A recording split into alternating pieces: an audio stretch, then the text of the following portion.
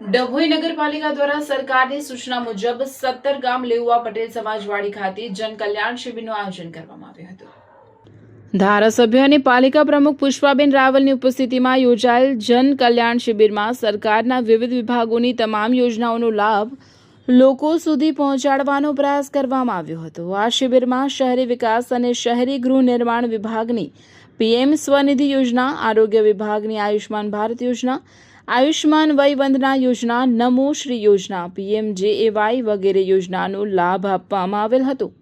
આ સિવાય ઉર્જા અને પેટ્રોકેમિકલ્સ વિભાગની PM સૂર્યઘર યોજના, આદિજાતિ વિકાસ વિભાગ અને સામાજિક ન્યાય અધિકારિતા વિભાગની ફ્રી શિપ કાર્ડ યોજના, રાષ્ટ્રીય વૃદ્ધ પેન્શન યોજના, નિરાધાર વૃદ્ધ અને દિવ્યાંગને આર્થિક સહાય યોજના, રાષ્ટ્રીય કુટુંબ સહાય યોજના, મહિલા અને બાળ વિકાસ વિભાગની ગંગા સ્વરૂપ આર્થિક સહાય યોજના તેમજ શિક્ષણ વિભાગની મુખ્યમંત્રી લક્ષ્મી યોજના અને સરસ્વતી યોજના વગેરેના લાભ આપવામાં આવેલા હતા। શિબિરમાં દરેક વિભાગના કર્મચારીઓએ હાજર રહી આ શિબિરમાં યોજનાનું માર્ગદર્શન તથા લાભ મેળવવા પાત્ર લાભાર્થીઓને લાભાન્વિત કર્યા હતા।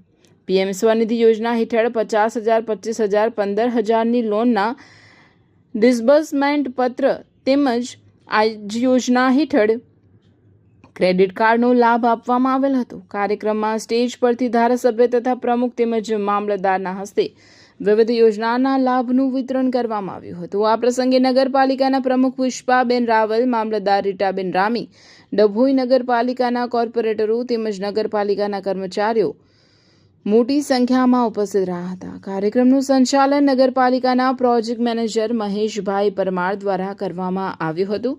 આ કાર્યક્રમમાં ખૂબ મોટી સંખ્યામાં નગરજનો ઉપસ્થિત રહ્યા હતા।